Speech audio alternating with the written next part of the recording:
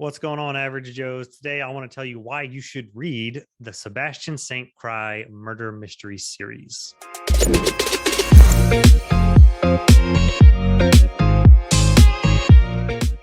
So I know I primarily cover fantasy and some sci-fi on here, but I do like to have the mysteries and thrillers content because I still read a lot of it. My wife and I still read that constantly. I know a lot of people out there still throw those in there, and there's really just not that much content on booktube about murder mysteries and thrillers. And part of the reason, I think, especially thrillers and such, is that it's hard to talk about them without like major spoilers. You can only talk about a little bit, but I still really want to illuminate some and throw them out there as I read them, um, because they're just so easy to throw in as just like standalones or in betweeners. Something just really quick and easy reads. A lot of them are between 300 or 400 pages, sometimes even less, and you can knock them out in like 2 or 3 days.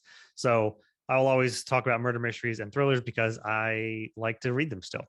And one of our favorite murder mystery series that we are still reading because it's long is the Sebastian St Cyr series. Now, this is, in a nutshell, it's kind of if Sherlock Holmes was not a dick. I think my husband might be having an affair. Yes. They wouldn't let us see Grandad when he was dead.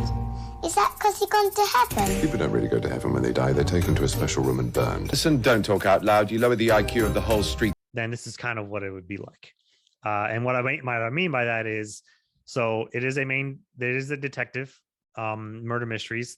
They are a high society, wealthy gentleman in London, but it takes place in early 1800s London versus early 1900s London, which that's when Sherlock Holmes takes place. So Sebastian St Cyr, early 1800s London. He is the son of a duke, and the first book starts off. Sebastian is in line to inherit the dukedom. We're gonna go with it. So he's in line to inherit the title, and because he has other family, but because of, I think, his brother or two brothers have died, so he just it inherited him. He used to be off at war in Paris. Now he's back in London anyway, and now it starts up off the first book by him being framed for murder. So he's a very, very smart guy, educated and just smart on his own, and a little kind of progressive thinker. And now he has to kind of fight for his innocence because all the evidence points toward him of murdering this person. And so he's trying to clear his name all throughout book one. And, there's obviously the main detective that he ends up befriending and trusting, and they work together throughout the series. But in the first book, he's hunting them, kind of like what happened with Sherlock before. I don't think he ever was convicted of murder, but there was roughness between them and the cops. And Sebastian doesn't have a sidekick, but there is a doctor that he's friends with. Your guilt by throwing money at a stranger than by making amends to a person you actually care about. You had me in much easier. I'm going to pretend to go to work now. Who he goes to with to ask about the victims, because the doctor does, not only is he a normal doctor, but he actually does autopsies on dead bodies and like really investigates further and does experiments and learns a lot more about the cadavers, and that's how he's advanced his medical knowledge. And at this time period, the only the doctors who handle dead bodies and do autopsies are like second-rate doctors and are frowned upon and looked down on. So he's kind of like a second-rate doctor, but he was also a soldier as well, and in the war with Sebastian, that's how they know each other. I think he lost a leg in the war, the doctor. Everybody loves you. You have a cane. Nobody even likes you. Not about terminal, merely pathetic. You wouldn't believe the crap people let me get away with. So the doctor does, even though he's thought of as a second-rate doctor, he still wants to advance his research and do all these autopsies. So he works with Sebastian on looking at the victims, really, really analyzing how things could have happened, which becomes pivotal because even though like the cops initial doctor who does autopsies just does a shoddy job or can get paid off or whatever. So he's like Sebastian's go-to doctor guy, kind of like Watson, but The man's in a coma. He didn't mind. I asked. He doesn't really, he's not like his sidekick going around writing stories or whatever. So there's that connection as well. And another good, there's also so between the houses or whatever, there is a rival. So Sebastian doesn't have like a brother or to rival with or something like that, but there is another rival house to his dad's house. So his dad, the Duke, is also rival to another very powerful cousin to the prince, cousin to the king. I think he's cousin to the prince in the line of succession. And so there's always animosity toward them. And Sebastian's always weary of that other family. And sometimes he thinks they're behind some of these murders because they do shoddy things and they have people killed if they get in their way. So there's a lot of mistrust there and some powerful people against each other on top of the murder mysteries going on. That's what's also great about this series, that the more you go on, the more you're invested in these characters, the more you get to know the characters, and the more that there is a background plot that develops. So Sebastian has a love interest in the beginning, and those love interests change and evolve, and it's kind of like a forbidden love in the beginning books. And then again, they change and evolve as the stories go on. So you learn more and more about all of these characters. The family dynamics as well change and move and evolve as you go on. Much like with Sherlock, there is bad blood between Sebastian and his dad. There's like Sebastian really, really doesn't like him, and his dad at some point is kind of trying to bring him back in, even though he is failing at it. So there's bad blood there. Sebastian also gets another little sidekick in the first book because he's like this young, very poor orphan kid who becomes his eyes on the street, and he sends off and does errands and gives money, and their dynamic is really funny and enjoyable too, and becomes really, really cool and really sweet down the road as well. I believe I'm 6 or 7 books in now, and there are 16 books in the series. I probably should have said that from the beginning, but whatever. So early 1800s murder mysteries, and the murders become more and more there's a lot of variety with the murder mysteries. And it's not like right off the bat after Sebastian solves his own murder or solves his own what the heck you want to call it, false accusal. After that, he's still not like somebody tries to pull him into a murder mystery because he did it before, and he's just like, no, not interested. This isn't the thing that I'm getting into. And it takes until like the third or fourth, like the fourth book, until he's like, well, I guess I'm doing this now. Because the third book, he still didn't want to do it, but it was like a favor for a friend, kind of like, hey, I'm just worrying about this. I want you to consult. And that's how it slowly evolves to him being a detective. It's not like instant, oh, I solved my own, so why not just do this full time? He still has other stuff that he's doing.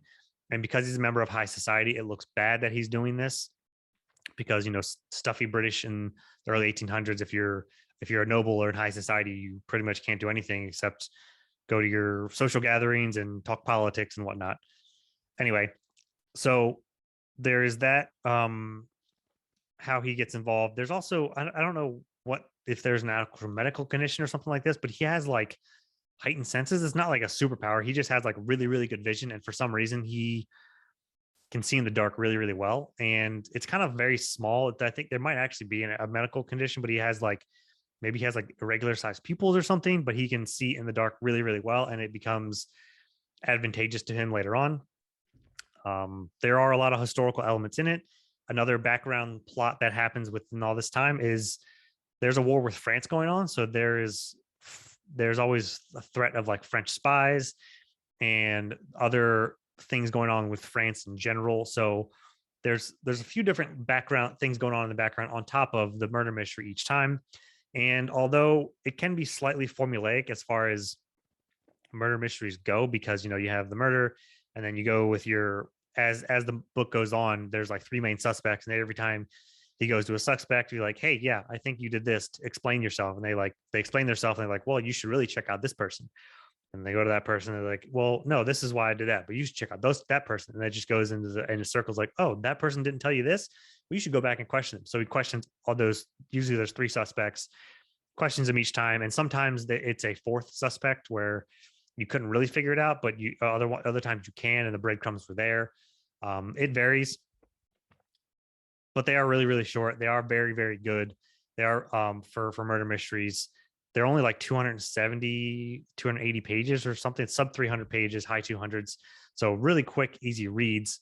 And they can be thrown in. It's not like, even though it's a 16 book series, 17 book that's coming out next year, even though it's a long series, it's murder mysteries. So like, it's kind of like Dresden. They're very episodic. You can pick one up, read it, not pick it up for another couple of months. I haven't read a single one of these books this year, and I'm still going to read it at some point because I know I can just pick it up where it left off and figure it out what's going on.